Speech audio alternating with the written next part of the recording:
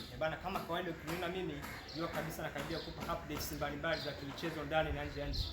Sasa leo nakwenda kutajia matokeo ya timu kubwa 4 ambazo zimeshiriki UEFA na kucheza michezo kwa siku ya jana.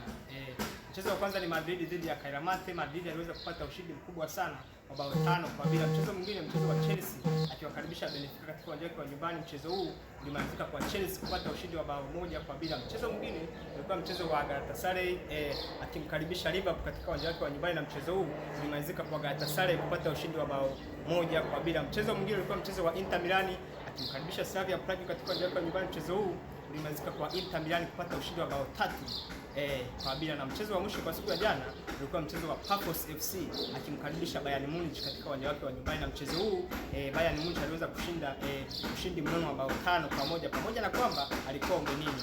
Lakini pia usisahau kulike na kusubscribe katika akaunti yangu ya YouTube inayokwenda kwa jina la Divan OG.